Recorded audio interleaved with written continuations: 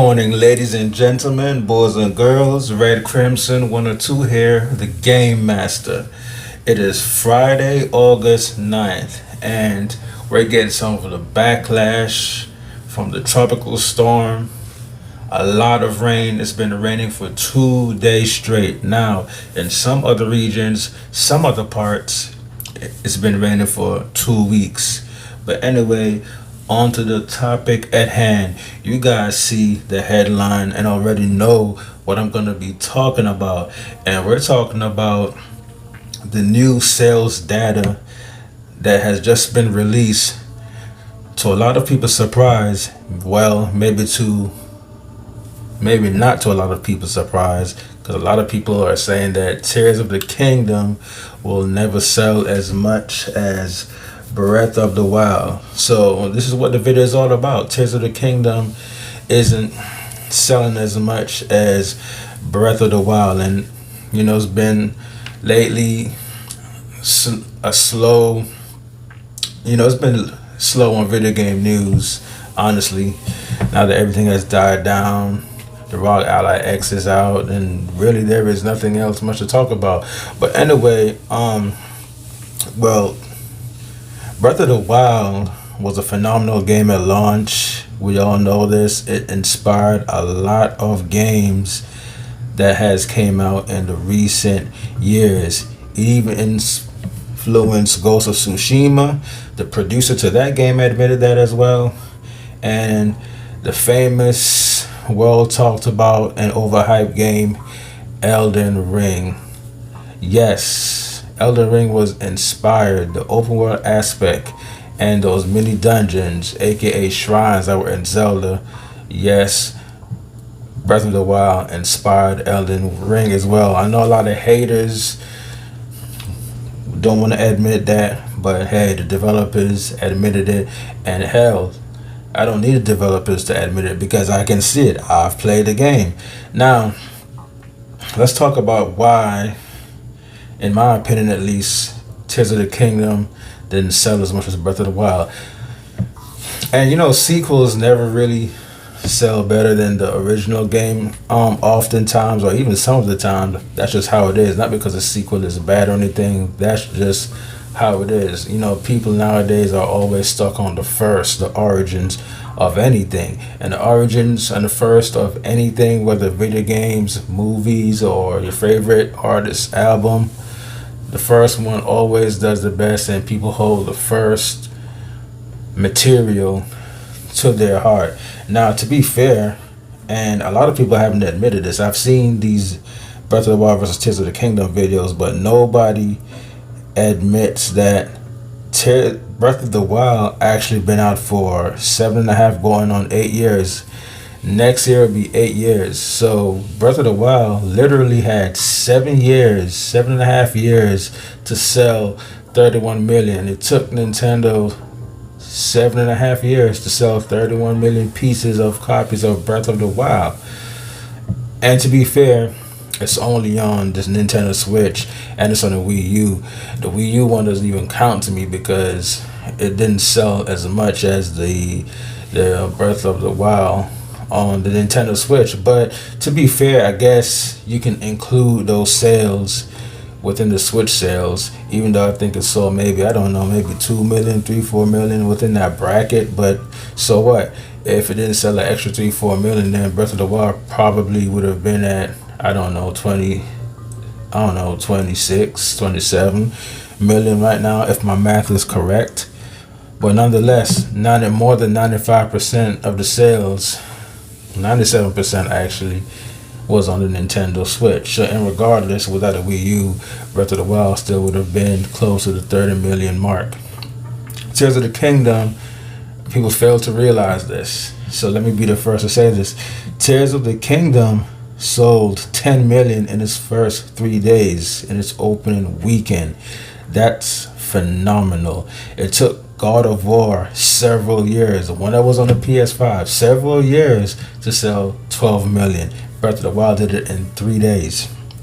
So that in itself is a milestone. And I don't think Tears of the Kingdom had anything to prove. Nintendo didn't have anything to prove with Tears of the Kingdom as far as exceeding the sales. And to be realistic, I guess maybe at one point I thought it was going to sell better than Breath of the Wild. Then I kind of retracted that statement in the very same breath, because when I seen the gameplay footage of Tears of the Kingdom, actually when I got the game, and here's the thing, man, Tears of the Kingdom still has a lot of years ahead of it to sell 31 million. It has a lot of time to catch up to Breath of the Wild. And Tears of the Kingdom was released towards the end of the Nintendo Switch life cycle. We all know this is the last year for Nintendo Switch. So there you go. And I actually think they took a very long time to release Tears of the Kingdom, and that kind of hurt them as well. But let me speak on further why I think Tears of the Kingdom, even though it still has time to sell like Breath of the Wild, why it didn't, why the sales are falling off. And people have mentioned this as well. When they first showed Tears of the Kingdom, I don't know if anybody noticed, but the trailer they showed when they first announced it, and then the second trailer they showed a little bit of gameplay, if you look at it with keen eyes, it looks like it was running on a more powerful Switch. Try comparing the first two trailers for Tears of the Kingdom versus the other trailers they released later on, and you will see the drop in graphics quality. There's a part where Link, he uses, I forget the name of that power, where he goes through the ceiling and turns into a water drip. If you look in the first two trailers, second trailer rather, you would see that the graphics look so much better, especially when he acquired the broken Master Sword. The graphics looked like it was running on a more powerful Switch. It looked really nice, especially the part where he opens up the door and you see him running out. Like, it looked a lot better.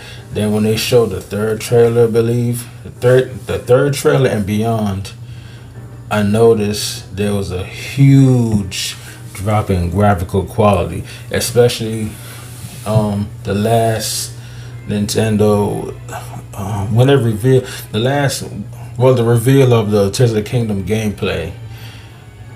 I looked at the trees, I looked at the graphics, I'm like, it's even when the pieces of debris was falling from the sky, like, it didn't look as polished and graphical like they did in the second trailer. And another reason and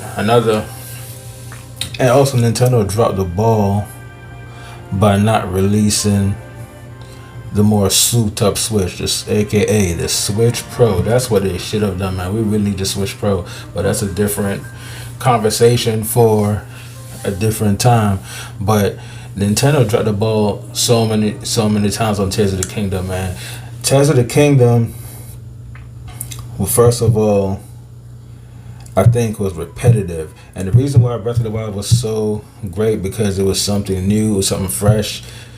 They took the open world aspect, called it open air, and they did so many things that a lot of open world games weren't doing. A lot of open world games of this generation, and even last generation, were just big open worlds with nothing in it.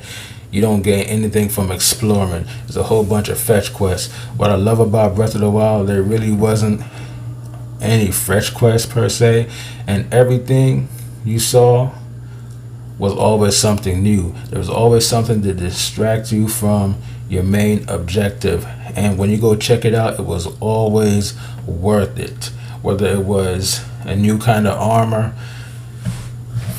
and new accessories and a new weapon. So going out of your way, going off the beaten path in Breath of the Wild, you would actually find items worth your while. And that's what I liked about Breath of the Wild. No two things were the same in Breath of the Wild.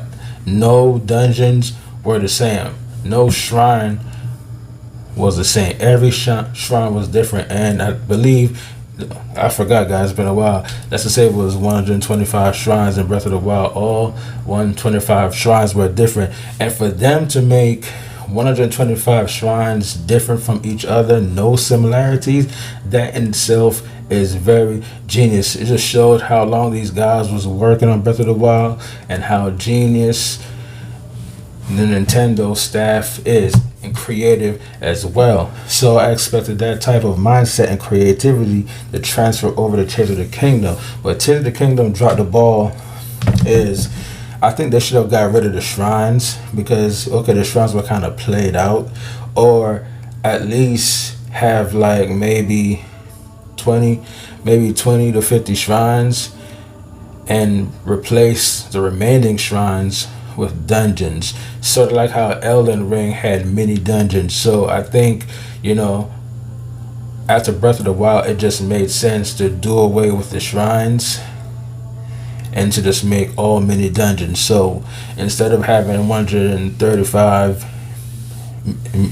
shrines, we should have gotten like 135 mini dungeons, and creative dungeons at that, sort of like how they were creative with the shrines in Breath of the Wild. Imagine 135 different mini dungeons in the game, all different from one another, and you could find items in there, hard pieces, weapons, and accessories and armor that you can't find anywhere else. It's like you have to complete specific shrines to get exclusive weapon upgrades, and get your hard pieces and all that. That would have been dope. And that was a no-brainer to me. And I thought that they were going to get rid of the shrines and just have nothing but dungeons in there, because after Breath of the Wild, that's what people were complaining about. Say, hey, Nintendo, you guys only had like 3 shrines or 4. I can't remember. It's been so long, guys. Correct me if I'm wrong in the comment section. But that was a no-brainer to me. Instead of having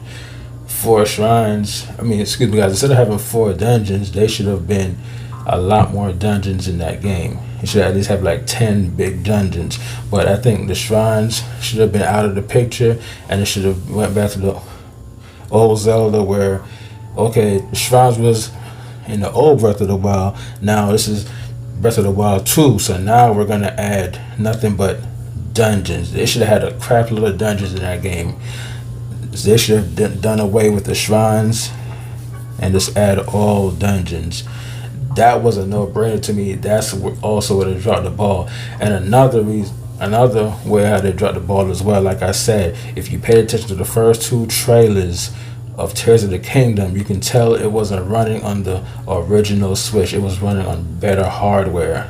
I can tell. And I think Nintendo made that mistake of showing it running on better hardware, and they realized that, and then they showed the Switch version with trailer 3 and trailer 4, especially gameplay wise, with a significant drop in graphics, like I said before. So what am I getting at? They should have also released the Switch Pro with Tears of the Kingdom, similar to how they did with Breath of the Wild.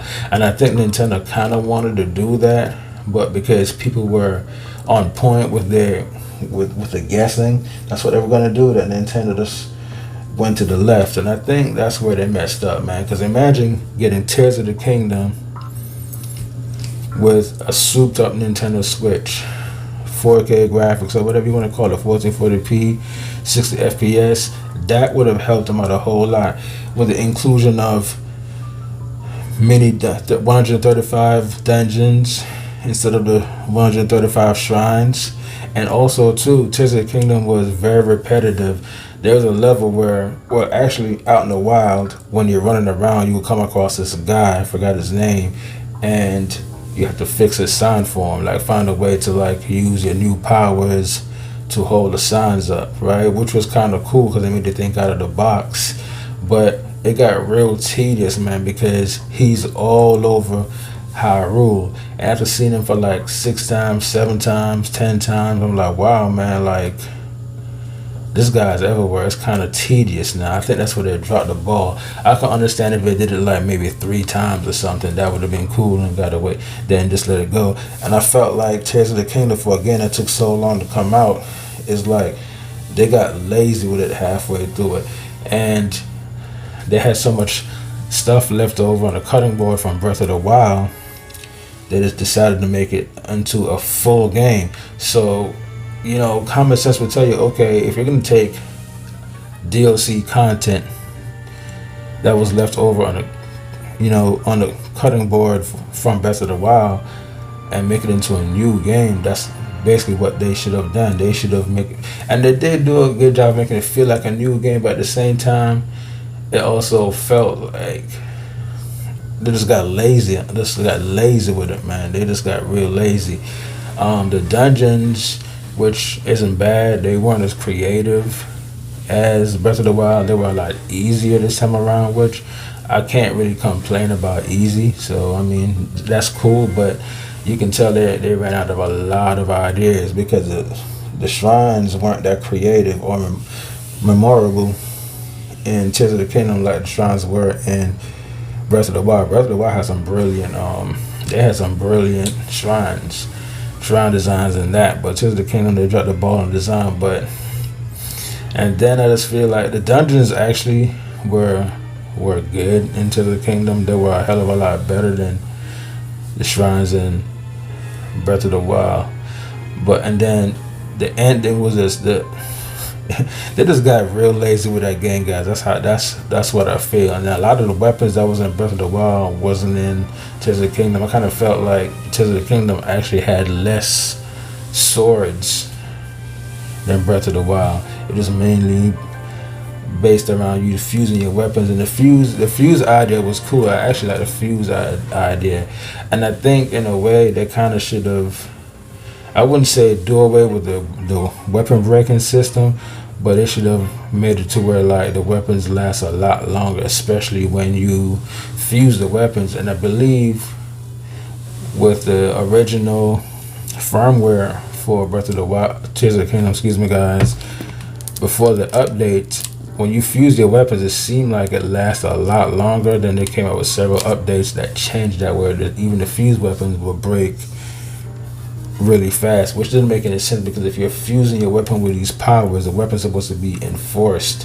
where it's a lot stronger. So I kind of think they should have, in a way, did away with the breaking weapon system, or at least made it where your weapon takes a lot longer to break, or you can get a weapon tempered just like you could in, like, games like what game was it, Dark Souls, The Witcher 3. They should have added a system like that. So they dropped the ball in a lot of areas. That's what I feel. And it was just too repetitive. They got lazy with the game.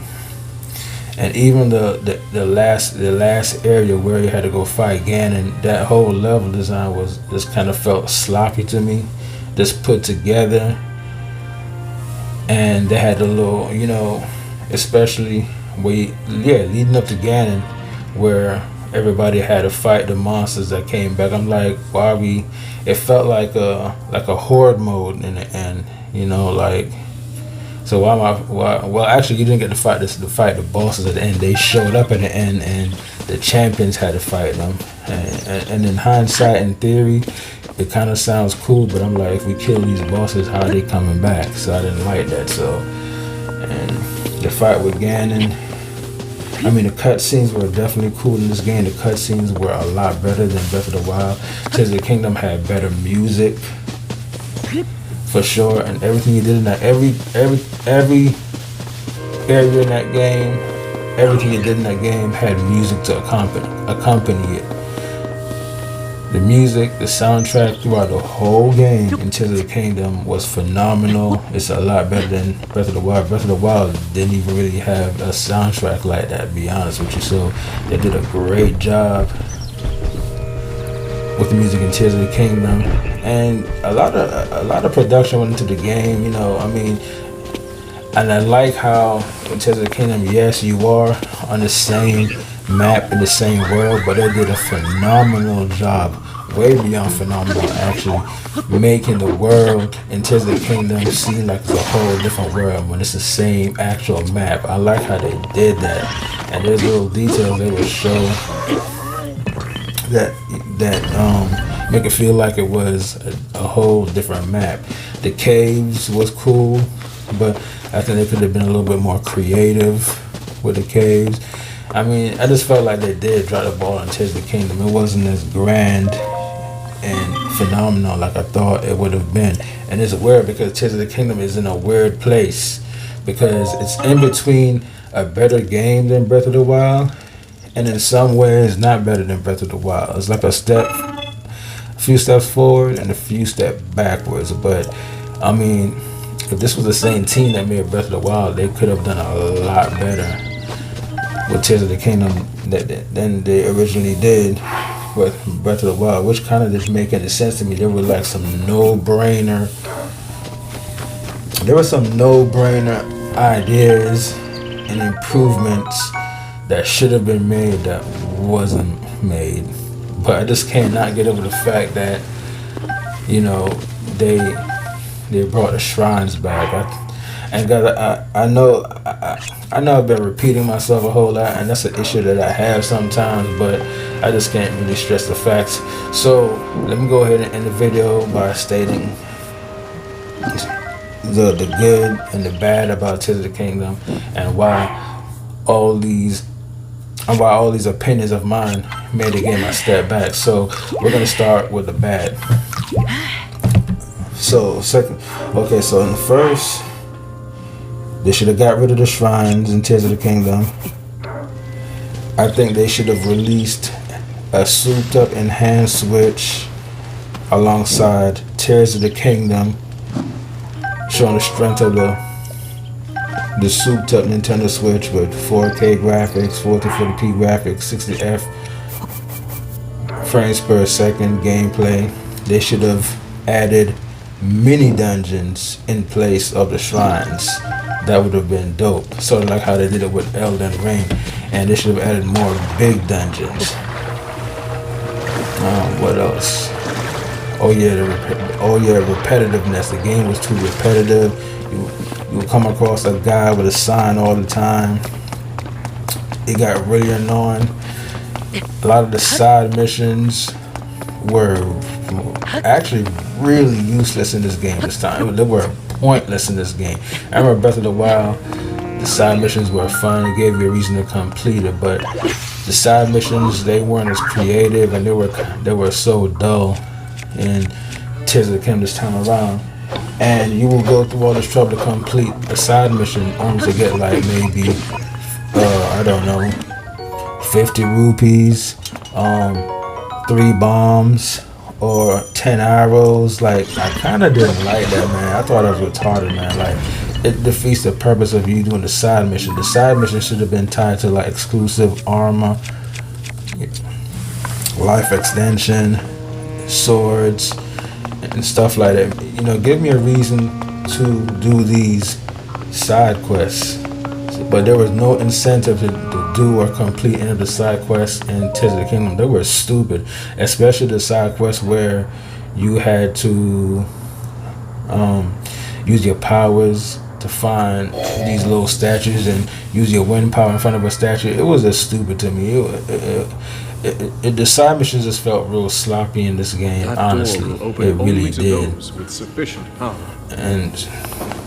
And also too, the game was just repetitive. I'm not sure if I said it already, but it was just too repetitive. It was I that spoke and they got lazy throughout the game. That arm originally belonged to me. Like towards the end, leading up to Ganon, just felt real sloppy to me. I mean, I don't know, guys. They really dropped the ball.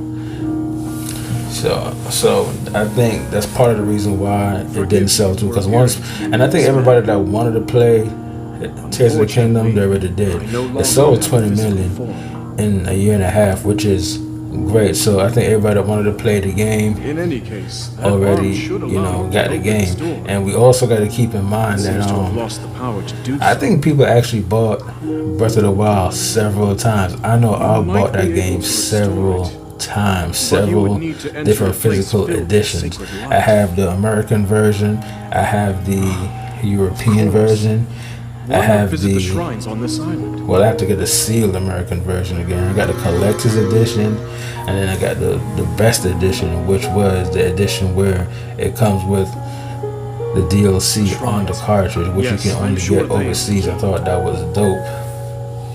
And speaking about the overseas physical edition, Nintendo need to make a double pack.